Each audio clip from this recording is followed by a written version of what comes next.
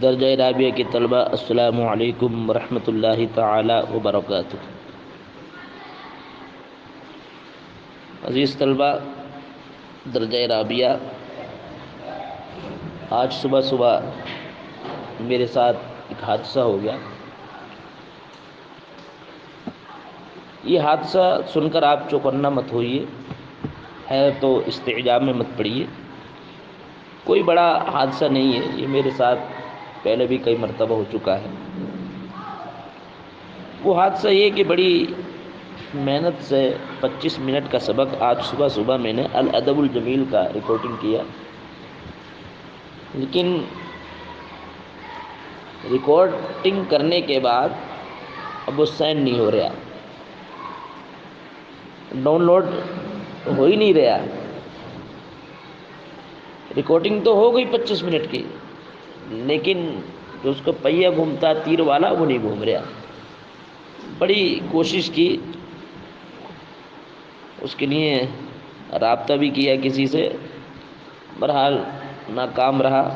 اب میں تھک ہار کر کے دوبارہ اس سبق کو میں ریکارڈنگ کر رہا ہوں۔ عزیز طلبہ تو آپ غور سے سنیں اس سبق کو۔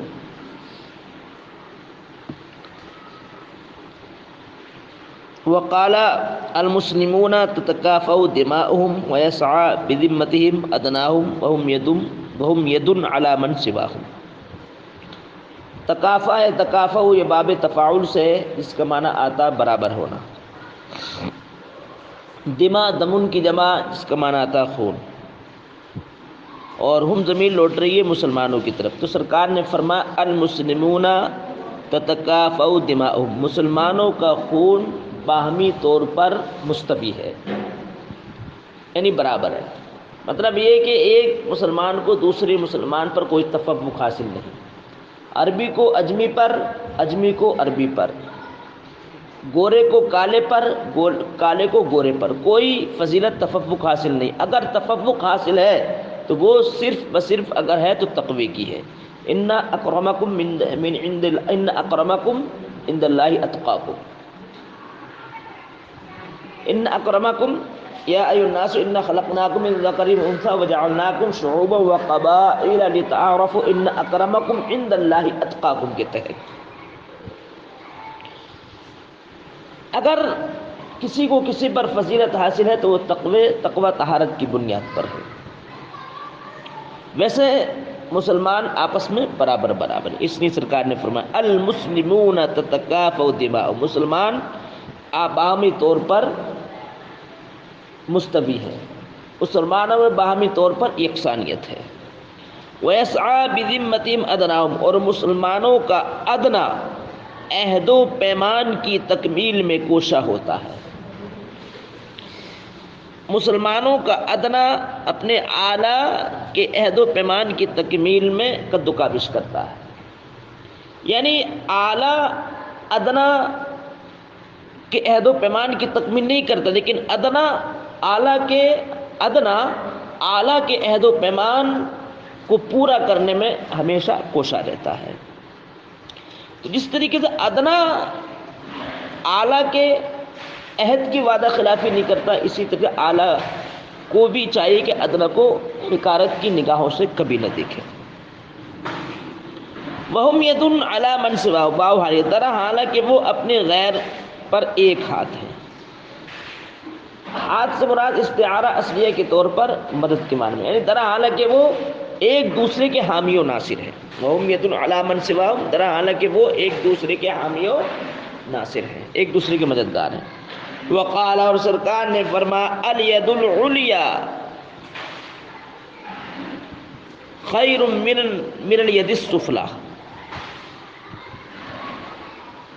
دائیں ہاتھ بہتر ہے بائیں ہاتھ سے، دائیں ہاتھ بہتر ہے بائیں ہاتھ سے۔ الید العلیٰ خیر من الید السفلیٰ، دائیں ہاتھ بہتر ہے بائیں ہاتھ سے، مطلب یہ کہ دینے والا ہاتھ لینے والے ہاتھ سے بہتر ہے۔ الید العلیٰ ایک کنایا ہے سخی سے، الید السفلیٰ یہ کنایا محتاج سے۔ وابدأ بمن تعول، سرکار فرماتے ہیں صدقے کا آغاز کرو بمن تعول، اپنے اہل و عیال سے۔ صدقے کا آغاز کرو اپنے اہل و عیال سے، بمن تعولو آل المحتاج ہیں، ان لوگوں سے کہ جو لوگ تمہارے اہل و عیال میں محتاج ہیں۔ وقال سرکار نے فرمایا لا تجنی یمینک علی شمالک، جنازے میں نے ظلم کرنا، یعنی تمہارا دائنا ہاتھ بائیں ہاتھ پر ظلم نہ کرے۔ یمین سے مراد یہ کنایا ہے طاقتور، شمال سے مراد کمزوری، یعنی طاقتور کمزور پر ظلم و تشدد کے پہاڑ نہ ڈھائے۔ ولا یلدغ المؤمن من جحر مرتين، لدغ یلدغ ڈسنا، اور جحر کی جمع جحور سوراخ، اور مومن کو ایک سوراخ سے 2 مرتبہ نہیں ڈسا جاتا۔ مفہوم مطلب یہ کہ ایک آدمی ایک مرتبہ تو دھوکہ کھا جاتا ہے لیکن دوسری مرتبہ دھوکہ نہیں کھاتا ہے۔ وقالا، اور سرکار نے فرمایا المرء کثیر باخیہ، مرد جو ہے زیادہ ہے اپنے بھائی کے ساتھ، یعنی اپنے بھائی سے جو ہے زیادہ پہچانا جاتا ہے، یعنی بھائی کو جو ہے اپنا قریبی جو زیادہ دھوکہ دیتا ہے۔ وقالا، سرکار نے فرمایا افصلوا بین حدیثکم بالاستغفار، فصل پیدا کرنا،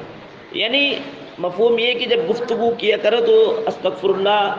اتوبو، توبہ، کلمات توبہ اور کلمات استغفار کثرت سے پڑھ لیا کرو۔ ممکن نہیں، معلوم نہیں ہوتا کہ زبان سے کلمہ کفر جو نکل جایا کرے، اس لیے توبہ استغفار کر لیا کرو۔ وقال، سرکار نے فرمایا افصلوا بین حدیثکم بالاستغفار، اور اپنی گفتگو کے درمیان فصل پیدا کر لیا کرو کلمات استغفار و توبہ سے۔ واستعینوا علی قضاء حوائجکم بالکتمان، استعانہ مدد چاہنا، یعنی خفیہ کتمان میں خفیہ طور سے اپنی ضروریات کی تکمیل پر مدد چاہو، یعنی اگر ضرورت درپیش ہے مدد کی تو مدد دوسرے سے لے سکتے ہو خفیہ طور پر۔ اور ساتھی بھی بہتر وہی ہے جو ایک ساتھی دوسرے ساتھی کی ضرورت کو سمجھے اور اس کی مدد کرے۔ اس لیے سرکار نے فرمایا افضل الاصحاب من اذا ذکرت اعانک، ساتھیوں میں سب سے بہتر ساتھی وہ ہے کہ جب آپ یاد کرو اس کو، اعانک تمہاری مدد کرے، اعانہ یعنی مدد کرنا، یعنی جب تم اس سے مدد چاہو تو وہ تمہارا تعاون کرے۔ وَإِذَا نَسِيتَ ذَكَّرَكَ، اور جب تم اس کو نسیے منسیے کے دفتر میں مغلق کر دو، ذکرک تو وہ آپ کو یاد دلائے، یعنی جب آپ اس کو بھول جاؤ تو وہ آپ کو یاد کرے۔ وقال، اور سرکار نے فرمایا لا یؤم ذو سلطان فی سلطانہ، اما یؤم کے معنی آتے ہیں سلطنت کرنا، یعنی کوئی بادشاہ کسی دوسرے بادشاہ کی سلطنت میں سلطنت نہ کرے، کوئی بادشاہ سلطنت نہ کرے، فی سلطانی کسی دوسرے بادشاہ کی سلطنت میں، یعنی اس کی سلطنت کا جو احاطہ ہے، دائرہ ہے، اسی دائرے میں رہ کر کے اپنے دائرے میں سلطنت کرے۔ یہ اصول کے خلاف ہے دوسرے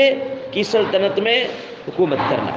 ولا یجلس علی تکرمتہ الا باذنہ، اور وہ نہ بیٹھے اس کی تکرمات کی جمع، تکرمات اس کی جمع تخت شاہی، اور وہ نہ بیٹھے اس بادشاہ کے تخت شاہی پر مگر اس کی اجازت سے، یعنی کسی کی مسند پر نہ بیٹھے مگر اس کی اجازت سے۔ وقال صلی اللہ علیہ وسلم، نبی کریم صلی اللہ علیہ وسلم نے ارشاد فرمایا یقول ابن آدم مالی مالی وانما له من مالی ما اکل فافنى ولبس فابلى، یعنی سرکار فرماتے ہیں کہ بندہ اولاد آدم جو ہے اولاد آدم کرتی پھرتی ہے ہائے میرا مال، ہائے میرا مال، یعنی مال کا ڈھنڈورا جو ہر وقت پیٹتی ہے، حالانکہ مال وہ ختم کر چکا ہوتا ہے اپنے اخراجات کی وجہ سے، فضولیات و لغویات کی وجہ سے، اور ڈھنڈورے پیٹتا مال کی، اسی کو سرکار فرما رہے ابن اولاد آدم کہتی پھرتی ہے مالی مالی، ہائے میرا مال، ہائے میرا مال، میرا مال۔ سرکار فرماتے ہو ان مال من مالی، بے شک مال تو اس کے ساتھ ہی ہے، اسی کے مال میں سے ہے، بے شک اس کا مال اس کے ساتھ ہے، ماں اکلا وہی اس کا مال اس کے ساتھ وہ مال ہے، ماں اکلا جو اس نے وہ کھا چکا اپنا ختم کر دیا، ولبسا اور پہنا فابلا تو پھر پرانا کر دیا، بسیدہ کر دیا، یعنی کھا پی کے ختم کر دیا اور کپڑوں کی صورت میں پہنا تو پرانے ہو گئے کپڑے، او وہابا یا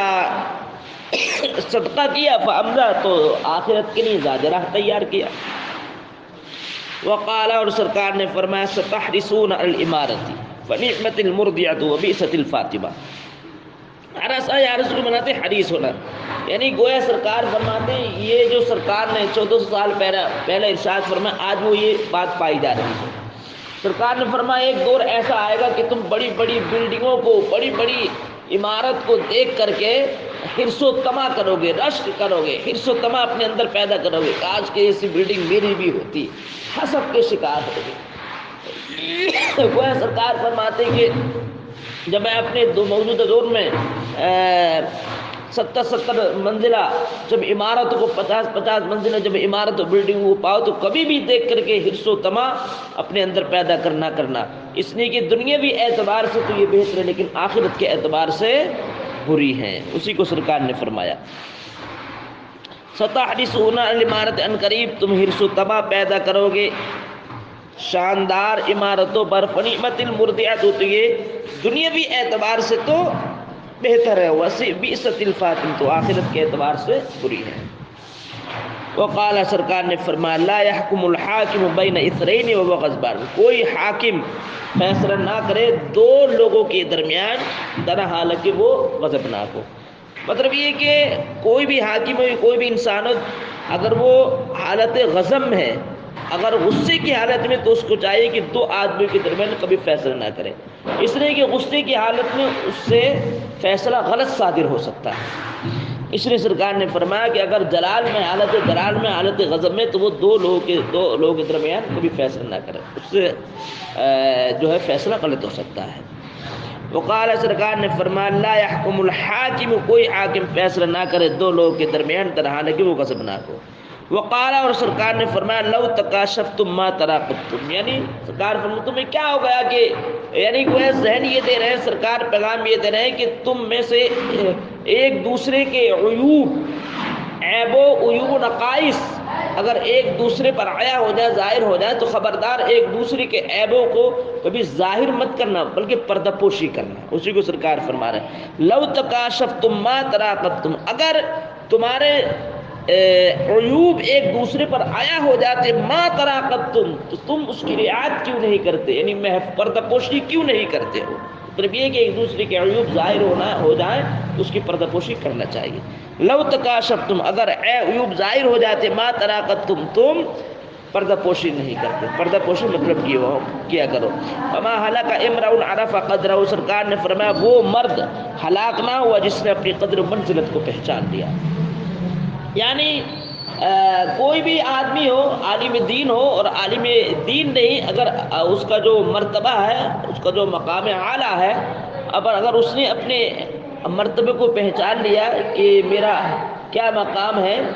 تو وہ جو ہے کبھی رسوائے زمانہ کبھی نہیں ہوگا۔ اگر آدمی اپنے آپ کو پہچان لے کہ میں کیا ہوں، یہی وجہ ہے کہ آدمی جب اپنے آپ کو نہیں پہچانتا ہے تو اس سے ایسے چھوٹے چھوٹے گناہوں کا صدور ہوتا ہے کہ وہ چھوٹی چیزوں کو وہ جو ہے مطلب گناہ شمار نہیں کرتا، لیکن دوسرے لوگ اس کو گناہ شمار کرتے ہیں۔ تو یہ جو ایسی چھوٹی چھوٹی چیزیں جو ظاہر ہوتی ہیں بڑے عالم دین سے، تو گویا یہ جو اس کے حق میں درست نہیں ہے۔ یہ اس صورت میں بھی ہوتا ہے کہ انسان کو پتہ نہیں ہوتا کہ میں کیا ہوں۔ اپنی اگر قدر منزلت کو پہچان لے تو ایسی چھوٹی چھوٹی خطاؤں کا اس سے صدور نہ ہو۔ وما ہلاک امرؤ عرف قدرہ، مرد اگر اپنے مرد ہلاک نہیں ہوا جس نے اپنی قدر و منزلت کو پہچان لیا۔ وقال، اور سرکار نے فرمایا، الناس کابل مئۃ لا تکاد تجد فی راحلۃ، اور لوگ 100 اونٹوں کی طرح ہیں۔ مفہوم اس کے یہ کہ لوگ 100 اونٹوں کی طرح، لا تجد فیہا، اس میں آپ پانے کے قریب نہ ہوگے ایک سواری والا اونٹ، جیسے کہ 100 اونٹوں تو اس میں سواری والا اونٹ ایک ہی ہوتا ہے۔ اسی طریقے سے اکثر و بیشتر لوگ غیر مفید ہیں، مفیدین کی تعداد بہت کم ہے، ایک ہی دو ہی مفید ہوں گے، نافع الناس 2-3 ہی لوگ ہوں گے 100 میں۔ اس لیے سرکار فرماتے ہیں کہ لوگ تو بہت ہیں لیکن نافع مفید بہت کم ہے۔ وقال الناس کابل مئۃ، لوگ 100 اونٹوں کی طرح، لا تجد فیہا، جن 100 اونٹوں میں آپ سواری کا اونٹ ایک بھی نہ پانے قریب ہوگے۔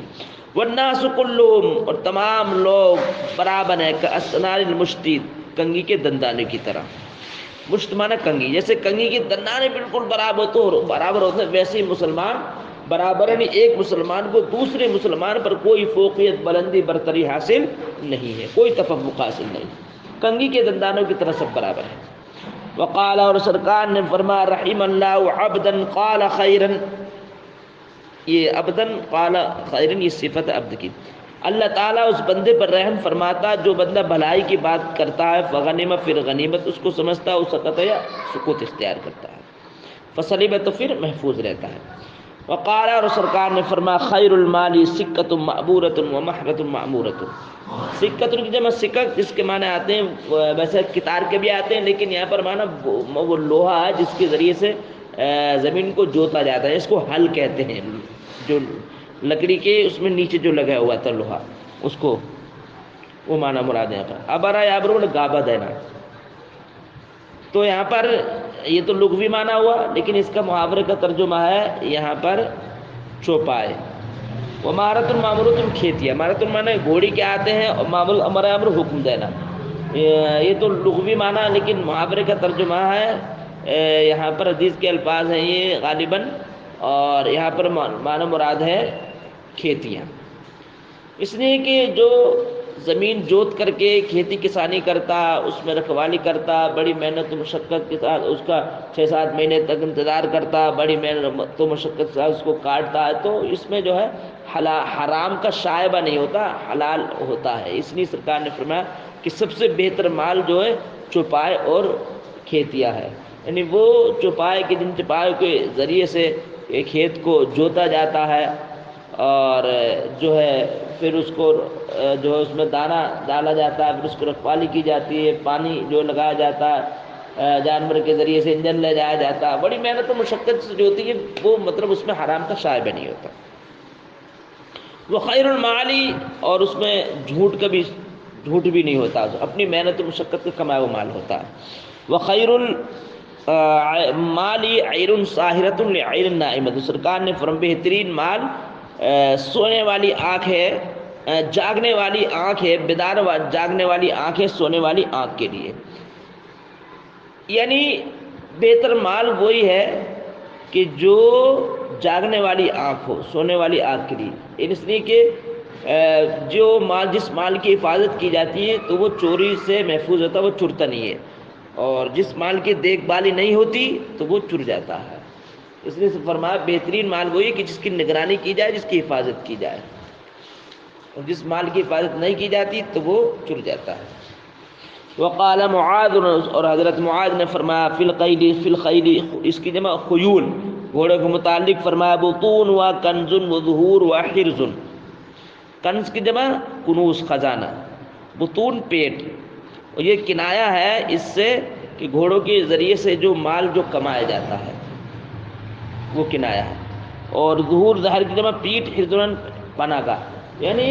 مفہوم یہ کہ گھوڑے جو ہیں بہترین کمائی کا ذریعہ بھی ہیں، بہترین معاش کا ذریعہ بھی ہیں، اور ان کی پشتیں جو ہیں پیٹھیں جو ہے بہترین حفاظت گاہ بھی ہیں دشمن سے محفوظ رہنے کے لیے۔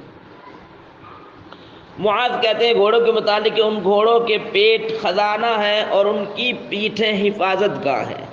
وقال، اور سرکار نے فرمایا ما املک تاجر صدوق، صدوق یہ مبالغہ سے گا ہے، یعنی سچا، املک املک محتاج ہونا، سچا تاجر محتاج نہ ہوا، اس لیے کہ جو تاجر سچا ہوتا ہے، حقانیت و صداقت کا جامہ پہنا ہوا ہوتا ہے، تو تاجر کی صداقت کی برکتیں یہ ہوا کرتی ہیں، تاجر جو سچا ہوتا ہے تو اس کے سچے ہونے کی برکت یہ ہوتی ہے کہ سچا تاجر کبھی محتاج نہیں ہوتا، یہ سچ کی برکت ہوتی ہے۔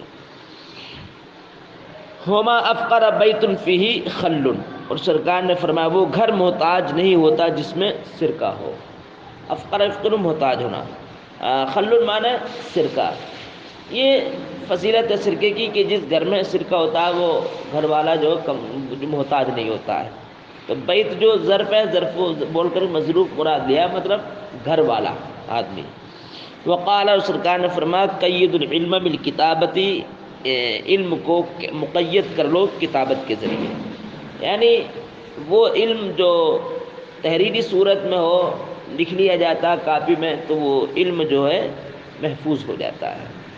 ضائع ہونے سے محفوظ ہو جاتا ہے، جو جس علم کو لکھ لیا جاتا ہے کتابوں کی صورت میں ہو تو وہ علم محفوظ رہتا ہے۔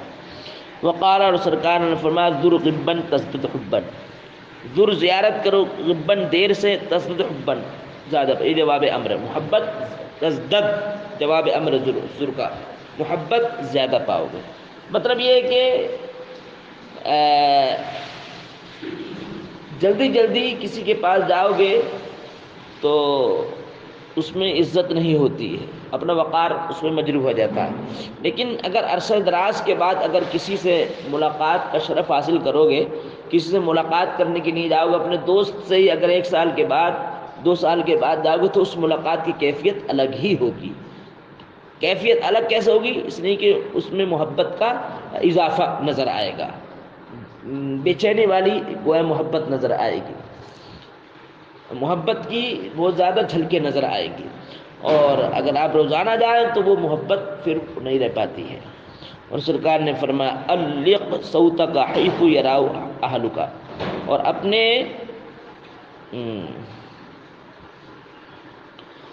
اپنے کوڑے کو ٹانگ دو ایسی جگہ جہاں تمہارے اہل و عیال دیکھ رہے ہوں،